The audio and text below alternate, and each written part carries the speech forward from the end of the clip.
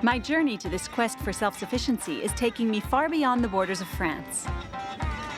A last stop in the temple of mass consumption known as duty-free, and then I'm off on a 7-hour flight. My adventure starts on the endless roads through the wilderness of Quebec.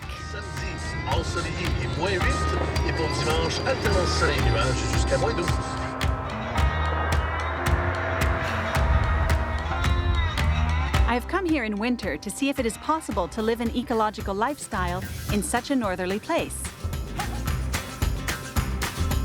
I have heard about an eco-village whose inhabitants live according to the principles of self-sufficiency. Conscious of being part of a society that is dependent on fossil fuels, they decided to embark upon a collective experiment involving living without petrol. I've come to the Saguenay-Lac Saint-Jean region, about 3 hours' drive north from the city of Quebec, in the eco-village of l'Abeille.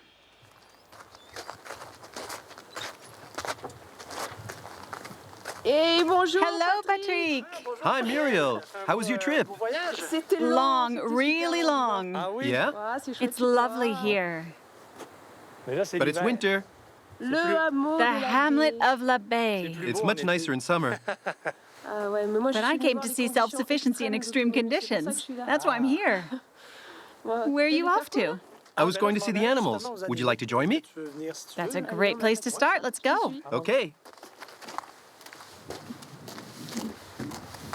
As we walk to the stable, Patrick tells me that around 40 people live in the hamlet. There are a dozen or so houses across a huge area of some 100 hectares.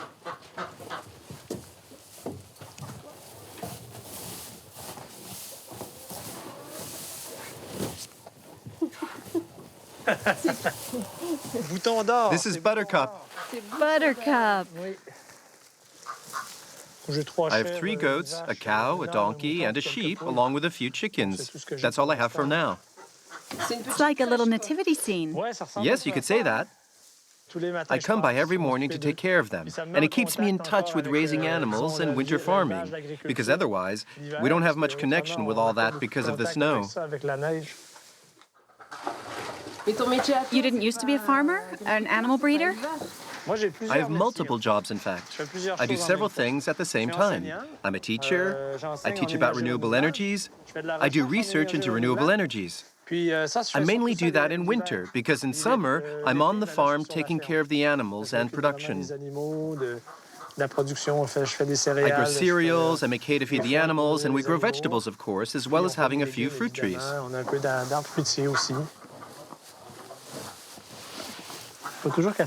She always has to stretch her neck out to steal hay from the others. She has loads of her own hay, but she always has to pinch her neighbors.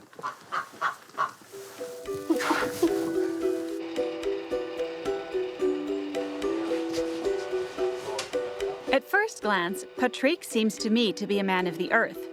But it was a physicist who invited me to his workshop to explain how life works in the eco-village.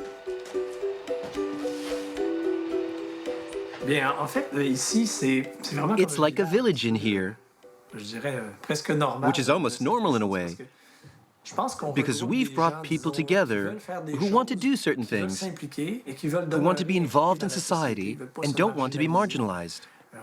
We don't want to stay in our little corner and shut ourselves off. We want to share things with others. But to do that, you also have to be integrated into society, because we want to change it, we want to improve it. In the eco-hamlet, we define ourselves a great deal by the extent of our resilience. It's that capacity to adapt to whatever disasters or crises might happen, be they economic downturns, climate change, or anything else, but without altering the structure that allows us to live, to function, or to survive, if you will.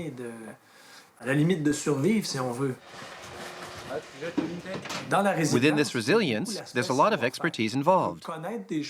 You can know things, but it's by applying them that you get good at doing them. For example, I make my own hay for the animals, but I do it with a tractor and other machinery.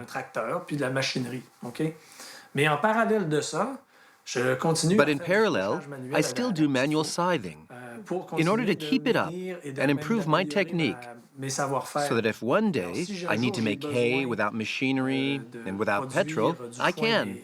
Sans machinerie, sans pétrole, je peux le faire. That's kind of the idea. Patrick's explanation is clear. Although it looks completely normal, I'm here in an eco-village where the beliefs and lifestyles are exceptional, to say the least. And the fact that the project was created in such a northerly place where life is so difficult makes it all the more ambitious. I'm curious to find out more, so I go and see Pierre, who, with his wife, was responsible for creating this unique human adventure. The creation of this hamlet goes back to my traveling years when I was 20 years old and preoccupied with finding solutions to the problems I saw in the world. During my travels, I discovered farms, communities, and people who were living self-sufficiently, or who were experimenting with such things. After 3.5 or 4 years, I was bursting with great ideas, and the belief that change was possible. I was ready to come back. But coming back to live here in Quebec was a big challenge. Returning to this very cold climate on the very northern edge of where human life is possible on our planet. The project began in the early 90s with this idea of creating a Nordic laboratory. If we could succeed in creating a world here that was not based on fossil fuels, but rather on renewable resources, we would be able to show that such a world is possible, and indeed, even easier to create anywhere else on Earth where life is easier than it is here. If it works here, it will work anywhere. If it works here, it will work anywhere, of course. I have several days ahead of me to discover the secrets of Nordic resilience. But at first glance, I'd say this way of life seems pretty comfortable. As the initiator of the project, Pierre has kept a small part-time job, which allows him to have lots of free time for himself and for the different projects at the eco-village. Patrick was one of the first people to join Pierre on this adventure. His understanding of energy and his skills as a teacher are all assets for the development of this amazing Nordic laboratory. I got involved in this project when I was around 22. I was already thinking about the environment. It appealed to me because it was a research project, and I was developing an interest in science. It was a project we could actually take part in as the guinea pigs for our own experiments.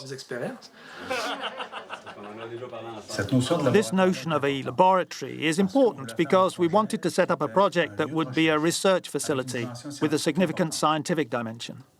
The idea was not to create a model. We didn't want to replace the preachers of yesteryear with modern-day eco-preachers who would start sermonizing people, shrouding themselves in virtue.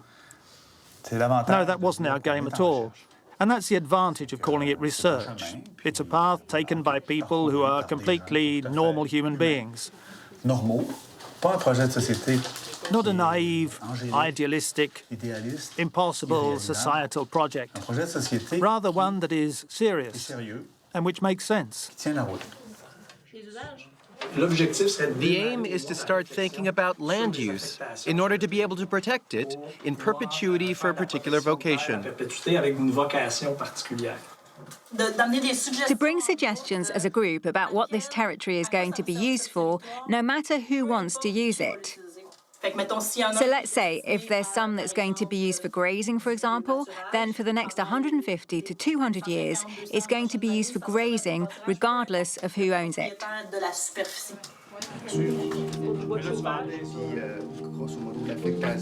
The eco-village of l'Abbaye currently has around 40 residents. They all share the same values and have developed a complex social structure. They have even given themselves a name, the GREB, or the Environmental Research Group of l'Abbaye.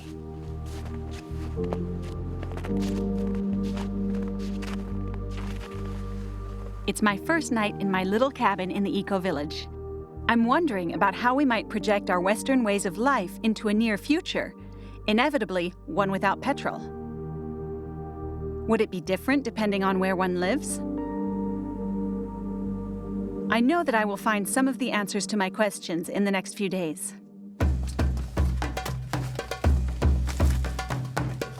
It's an early start.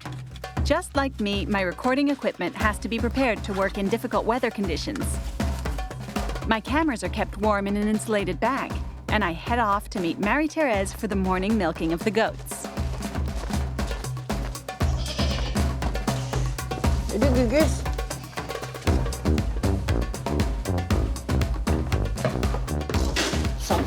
Someone's hungry.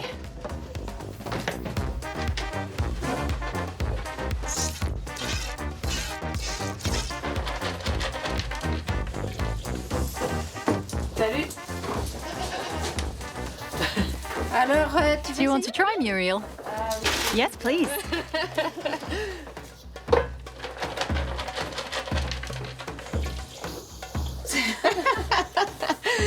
That's normal at the start. You need to practice, just like with anything. But you'll get there. That's it. It's much easier like that. Yes, I was behind you.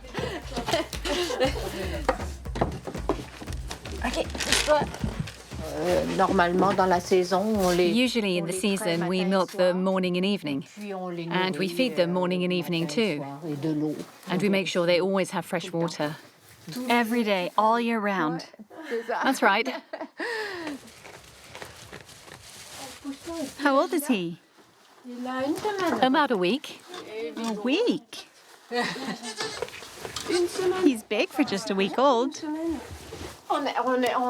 You have to hold them like this, so they get used to you. Otherwise, they'll run away. They won't be used to us, and they'll be afraid of people. He's so cute.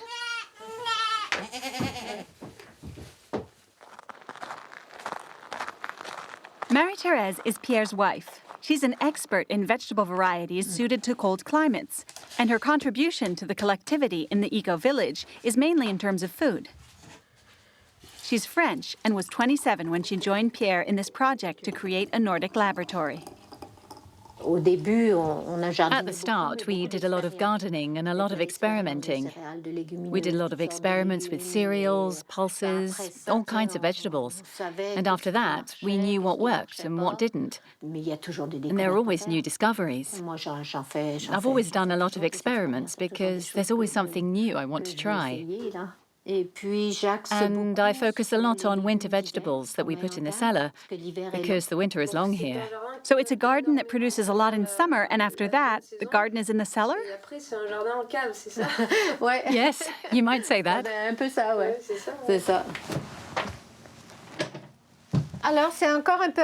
It requires some acrobatics because we haven't finished organizing it.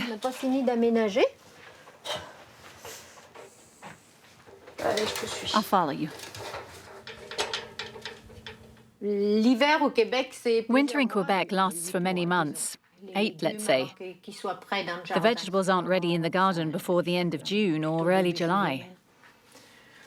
That makes for a very short period for harvesting food to eat year-round. That's right. So that's where you put everything that you... Those are the tomatoes.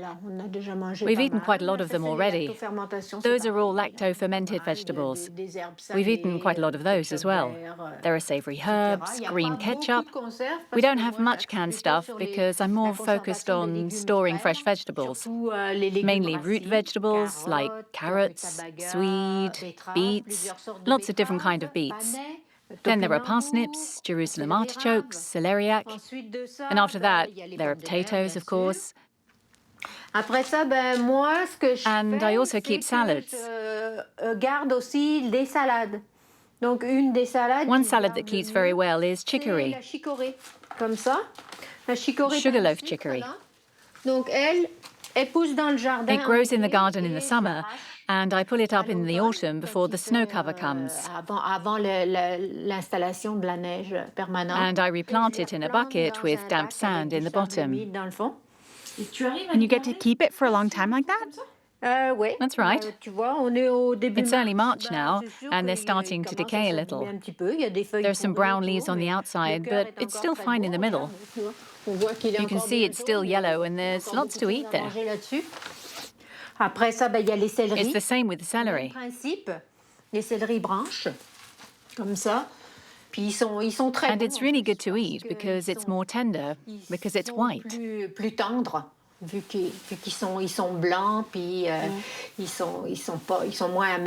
less bitter, sweeter, and more tender.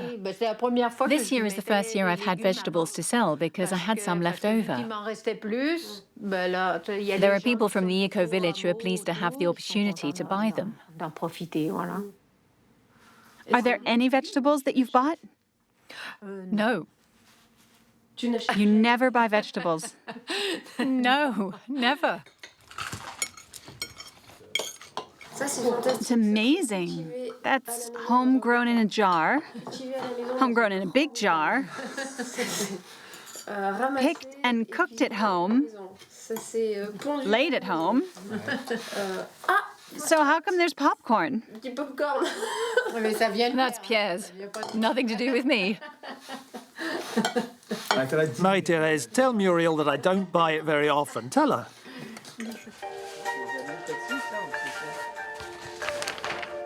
Like Marie-Thérèse, Patrick enjoys discovering new varieties of fruits and vegetables adapted to the Quebec climate. He's always on the lookout and has created an unusual agricultural laboratory to help. So this is your greenhouse? It's a work in progress. We have some fruit trees that don't grow here, so they're in pots. They're tests we're doing, but we'll be moving them elsewhere.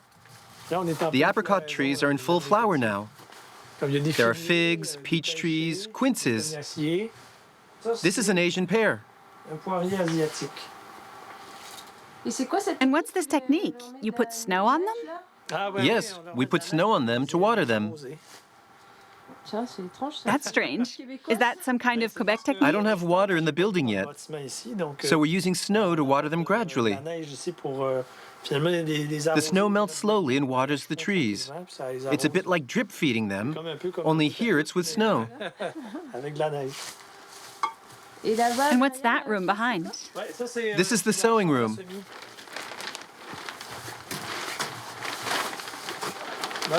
These are the first sewings I've done. We'll be doing more at the end of the week. So this is the nursery. Yes, but we use the French word pouponnière.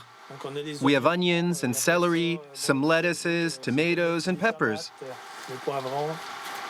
We're right at the start. How long will you bring them on in here? Until early May. Around 2 more months. How do you keep it warm? With electricity. Renewable electricity. Renewable electricity from Hydro-Quebec. That's it. One of the main objectives of those living at the eco-village is to only use renewable energy. And I realize how unique Quebec's situation is, particularly with regard to electricity. In Quebec, we use almost 100% renewable electricity. That makes a big impact in terms of choice, and it's thanks to hydroelectricity. And it makes a big difference in terms of self-sufficiency, because basically we get to use a renewable, low-cost source of power. It's becoming difficult to justify producing solar energy using batteries, for example, as part of a strive for self-sufficiency or for any other reasons, because batteries are much more polluting than any renewable hydroelectric energy. In terms of striving for self-sufficiency from the power grid, it's not necessarily justifiable, ecologically speaking.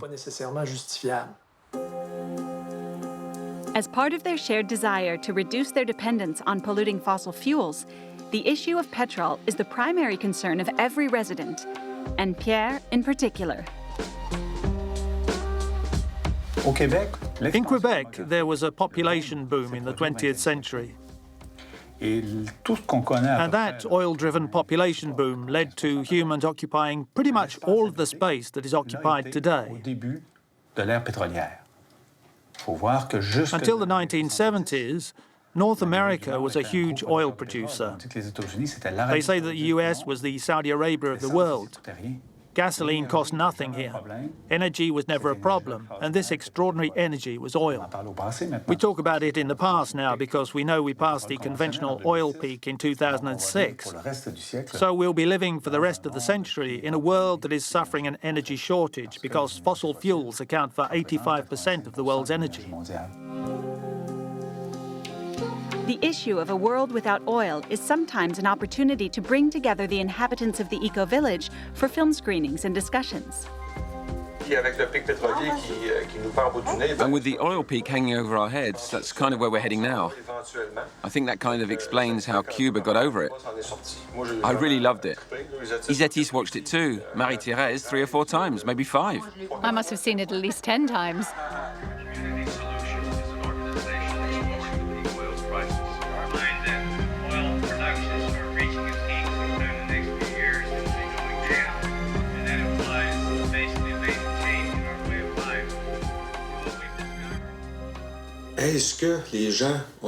Do people have any idea? Have they thought about what might happen in Quebec when the oil runs out? Everything. Grocery stores, everything is based on oil. And I find it absurd that so many municipalities in so many cities have no backup for when that happens, given that we know for sure that it will happen. We blame the baby boomers for everything, saying they destroyed the planet and wasted the oil. But if we don't do what has to be done to ensure that future generations will have a future, then we're just as guilty as previous generations. If you're not part of the solution, you're part of the problem.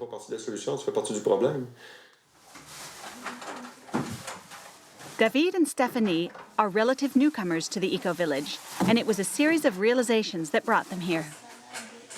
Stephanie is from close by Montreal, and I was born in Ontario.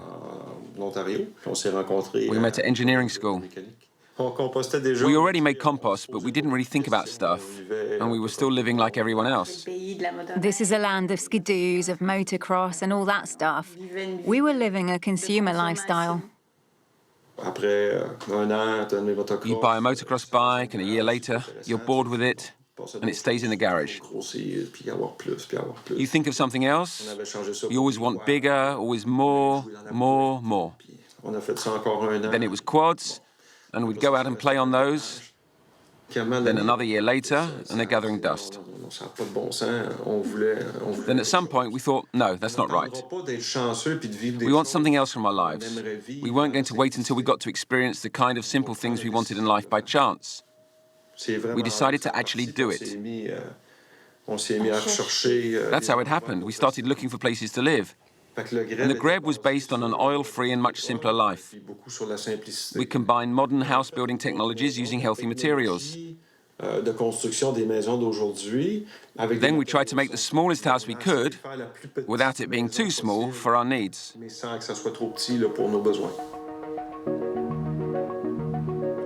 Like most of the houses in the eco-village, David and Stephanie's home was constructed using the Greb technique. This technique, created and tested in the eco-village, has now been exported to many European countries and to Morocco and Chile as well.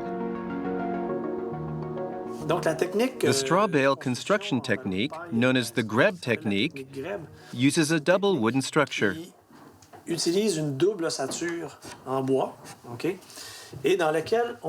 Straw bales are placed in this structure to provide insulation. Then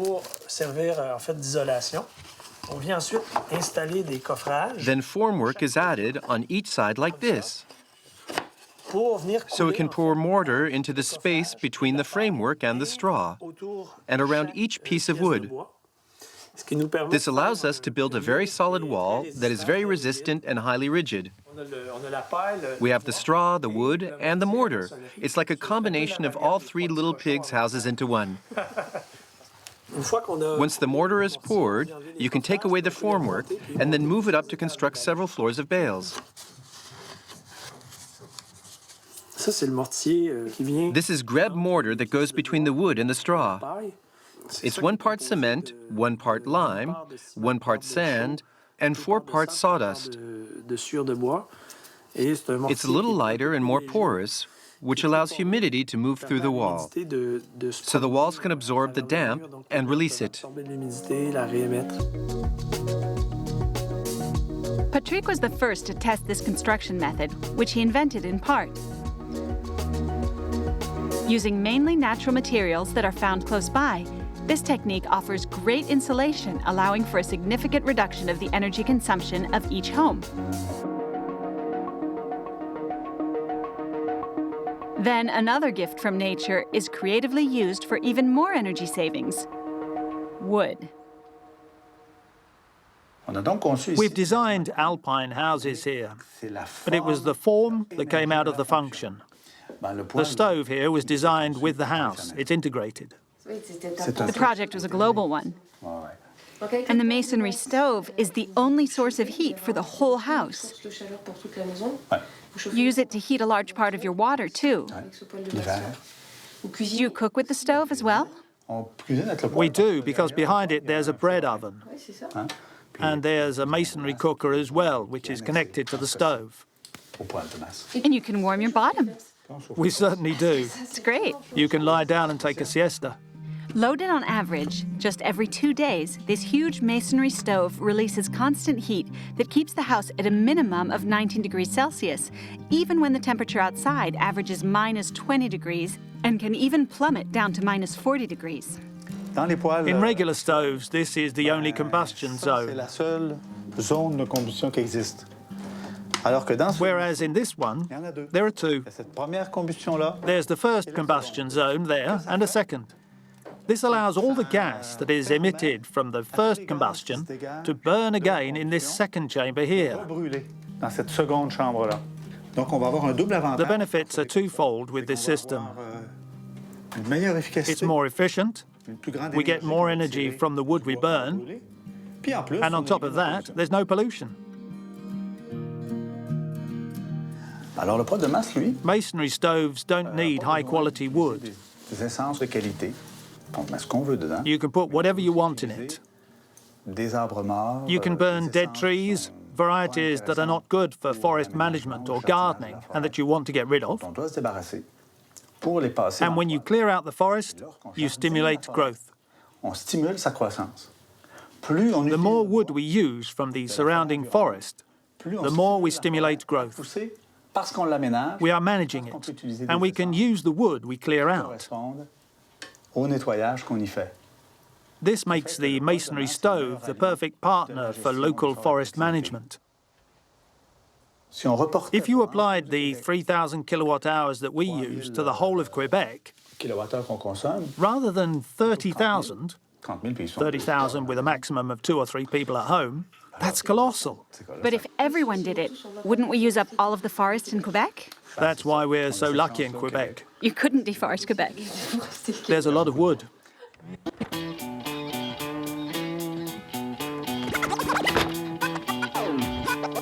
Wood is an essential element for any resident seeking to be self-sufficient in terms of energy.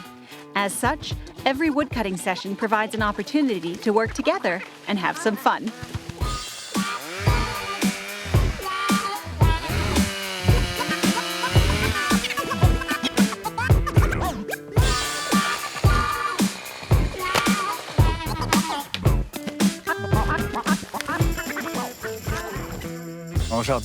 Gardening in the forest is like gardening with plants in a garden or in a field. The trees here are the original species. We're simply tidying up the forest, helping the trees grow better and faster, but always with an eye on diversity and ensuring we favour the trees that are best suited to certain environments and certain plots. We work with nature, not against it. If I've understood correctly, the wood you cut in winter won't get used for 2 years, right? That's the time it takes for it to dry out? Yes, it takes 1 or 2 years, but we try to maintain a 2-year rotation. Right now, because we have some wood that didn't get used this year, it will be used next winter, and this wood the winter after.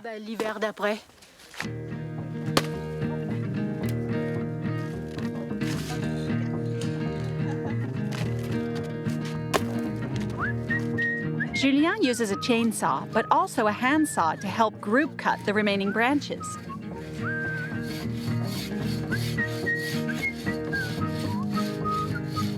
Julien is a big fan of the great outdoors, and he's taking his friends to the forest tonight to gather by the fire. These young woofers, who came to lend a hand to the inhabitants of the hamlet during the winter working period, all came here with a desire to discover another way of life. Walking down the street, I'm whistling while I'm walking down the street.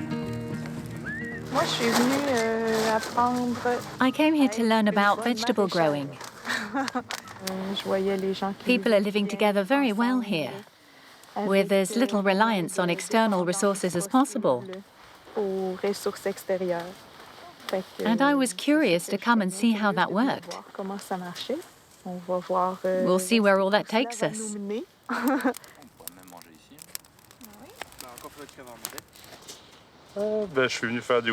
did woofing to spend a winter in peace. I'm interested in self-sufficiency and in living apart from society, far from the towns and villages with limited means of communication. It's like... So you're looking to withdraw from society? Yeah, kind of. When you live in the city, you don't necessarily have that ecological awareness. But when you live in the middle of nature, you become aware of every little impact you have on the earth and its consequences on your future, on what you're going to eat in the future. It makes you think a little bit more about what you're doing. For me, the idea of sharing is very important. Not necessarily sharing between the people in the community, but with the people outside of it. Perhaps the idea is about showing the world that once the oil has run out, there is a possible alternative, but you have to think about it.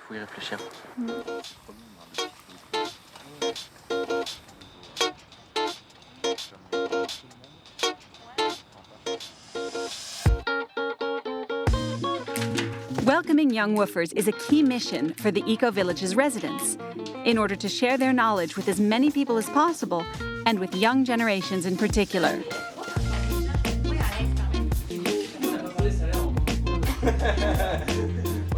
Patrick also contributes to this through the classes he runs in a nearby education center.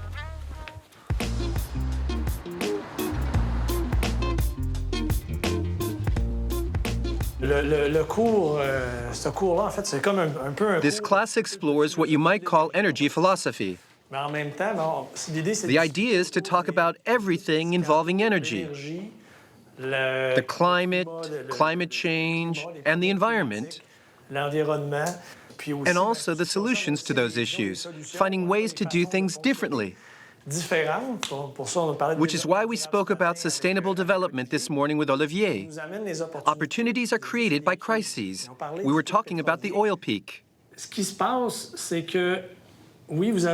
So we had a spike in around 2006, okay? But this was the conventional peak. In the past, we used to talk about conventional oil. And there was also unconventional oil. It was separate. But when we got close to the peak, they merged it all, including biofuels and all kinds of stuff. Even stuff that you can't put in a vehicle.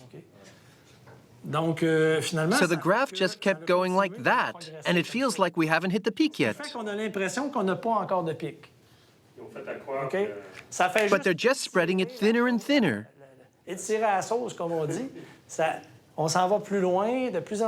We keep on going, but it's an illusion, because every year they say we haven't yet reached the peak. But it's not true. I feel like nobody's talking about it or can even see it. But one thing is for sure, we're heading towards something that is going to give. I don't understand why it's not given more attention by the international media rather than the color of Trump's hair. Patrick's classes are always an opportunity for discussion and reflection on the opportunities presented by the inevitable creation of a new model of society. And among these opportunities, the primary one might be about living with less. Our income mainly comes from my work as a teacher and researcher, but we operate with very little money compared to most people. We manage on around $15,000 a year. That's not much for 4 people. We're not very expensive. We can operate with less money because we produce our own food, which is one thing. We produce our own heat. We heat the house with a masonry stove, and we cut our own wood, so that costs very little.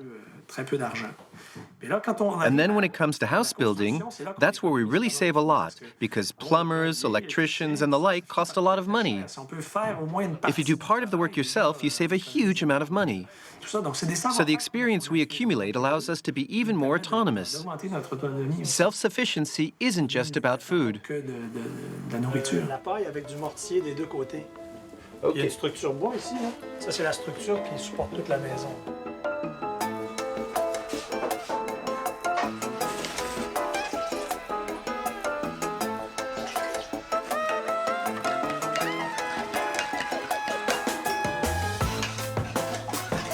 This simple life, this quest for meaning, is what drives every resident to empower themselves by reappropriating ancient know-how.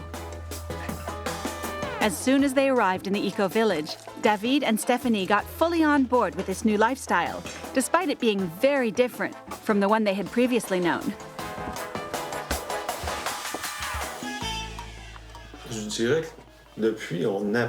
I'd say that since then, we've learned how to live. But it's not easy shrugging off all those old consumer habits. We're on a new path. We're really in the process of change. It's a choice. Yes, it's a choice. We have a scythe for cutting the grass. And we put green fertilizer on the field next door. Then I show them my scythe at work, and they think, I could have a tractor too, but I don't want one. I want to get rid of all that. And it's fun.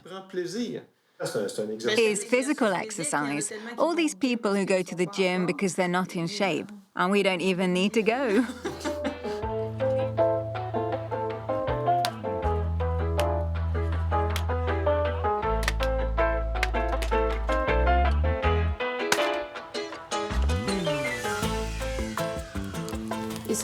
And you do this regularly, even in winter?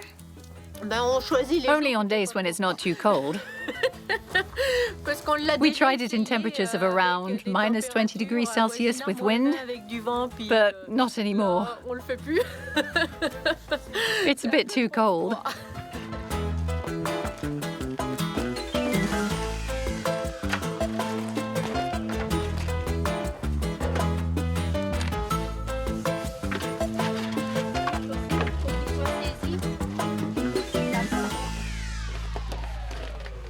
We grew up in a place where we didn't need to put in the effort. We just needed to work our hours, earn our money, and then we did whatever we liked with it. There are lots of people who have lost that notion of really doing something, taking the time and thinking about it, and working physically as well.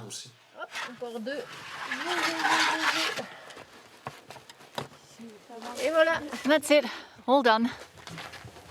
Ça sent bon. Ça loupe pas.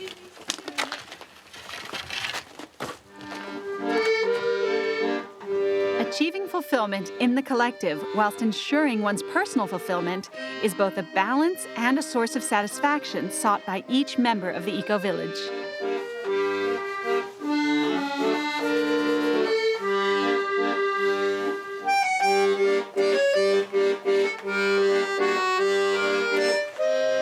Artist and art therapist, Dominique helps ensure everyone's well-being, which is her contribution to the development of the human laboratory.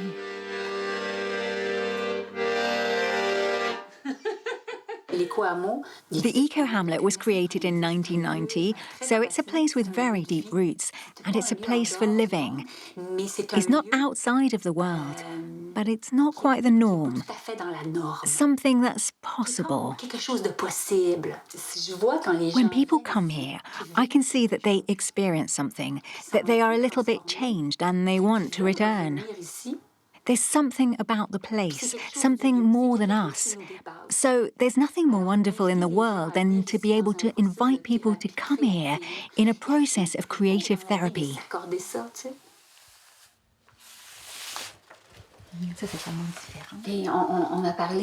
We've talked about the transition you're going through.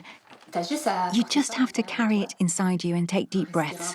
Stay centered on it. Then just move the images and keep the ones that resonate with you. After that, you'll be able to select and then paste them. That's what I'm inviting you to do. And by working with the image, we are working with the deepest layers within you. You'll be surprised by what comes out.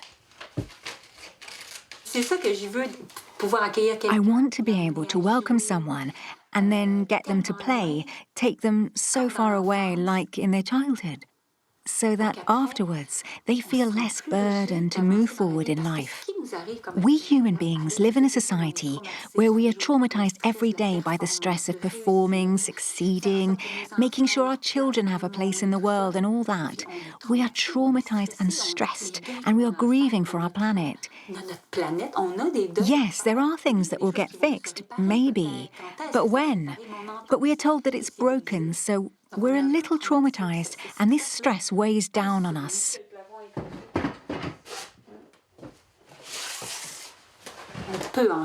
We can still go off the beaten track. We can still go to places that are atypical and perhaps experience some marvelous things about living together.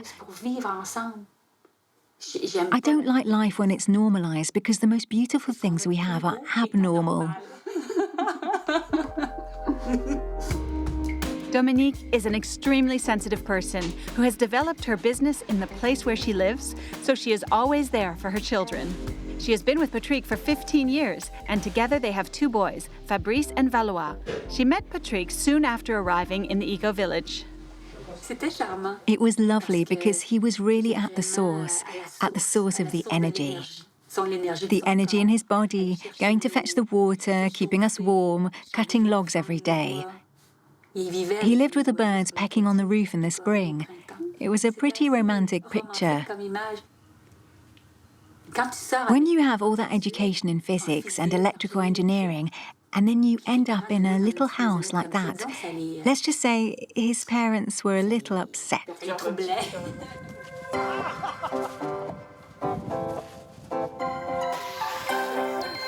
Opting for a simple life, far from what his parents had hoped for as a career, Patrick's beliefs had to be very deeply held for him to make such a radical choice at such a young age.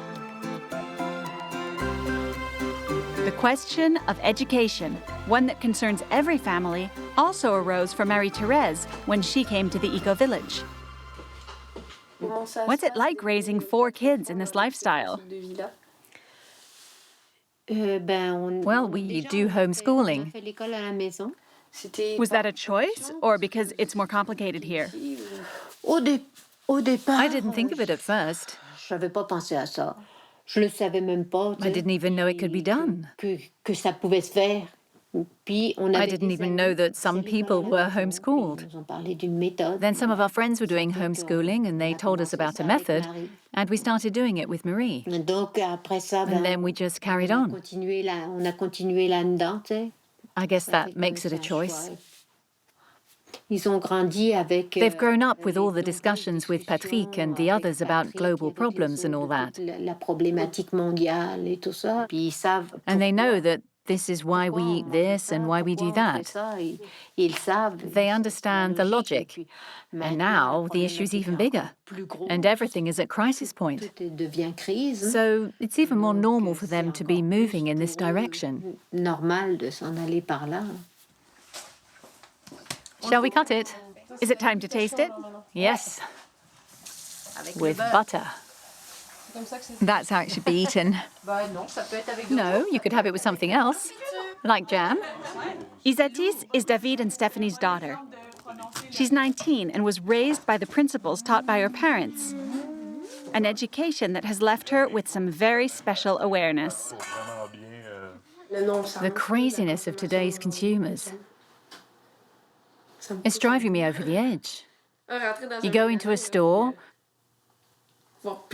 and you see all this expensive stuff. It's also about knowing where it comes from. You know, you buy a t-shirt and it's made in China. It's not normal that it should come from so far away. When you know, when you don't know where things are made and how they're made, then when you find out, you feel a little guilty. Somehow, I don't know, do you want to buy it? Yes, it's nice. Yes, I like to own it, but I don't need it. And if I buy it, I don't know, I'm encouraging an unhealthy system.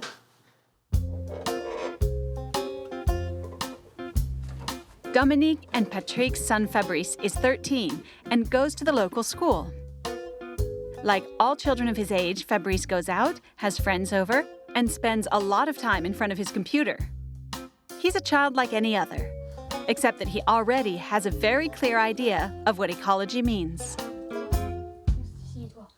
For me, ecology is about having the smallest possible footprint on the earth and about eating moderately, only using what you need, not over-consuming or throwing food away. For me, that's ecology. If I had to say something to a kid my age about ecology, I'd say you should try to save water and save energy by switching off the lights and try to shop locally. All of that is on a small scale, but it's a way to move forward. You don't have to totally change your lifestyle because sometimes it's just not possible. Just do these things because they help. It's not complicated. You don't have to transform your whole life.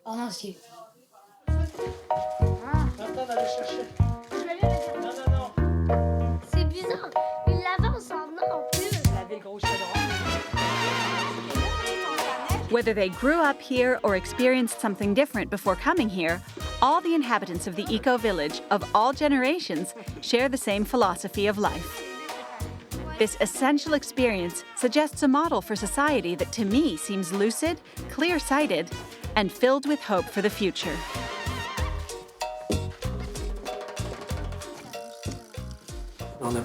We have pushed our terrestrial and marine ecosystems to their limits. Then we pushed those limits and have even gone beyond them. And if tomorrow there was no more next to no oil left, or if the price of fossil fuels were to rise or explode, that would raise a lot of questions about how we live in society today. What kind of disaster are we going to experience? That's hard to anticipate. You can imagine all kinds of scenarios, but we won't really know until we're in it. Civilization might not totally collapse. The human race may not disappear. It's possible, but it's not likely. What is more likely to happen is a kind of collapse of the complex global construction we have created for the production and delivery of goods. For me, it's extremely positive on some levels, because we're going to end up with a society that will be much more environmentally friendly from my point of view.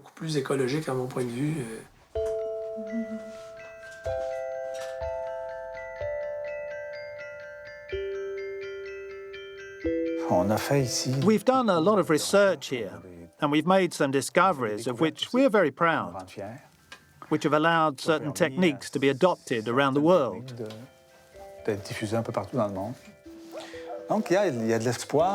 So there's hope that in these turbulent times, there are enough people on Earth who have thought things through, who have honed their understanding, and above all, who hold dear certain values of solidarity, freedom, and acceptance of others. You might call it humanism, because in fact, you realize that life is possible outside a system built on growth at all costs, and that what we might lose isn't that important after all. My stay at the eco-village is drawing to a close as the first signs of spring appear. came here curious to experience Nordic self-sufficiency. And what I found was a comfortable and incredible human laboratory, the fruit of a simple and happy communal life, fully aware of the challenges of our time. Tried and tested in difficult climates, the experiments carried out here by the residents of the eco-village prove that another kind of world is possible. Empowered by this good news and these joyful encounters, I'm on my way again, looking to discover pastures new.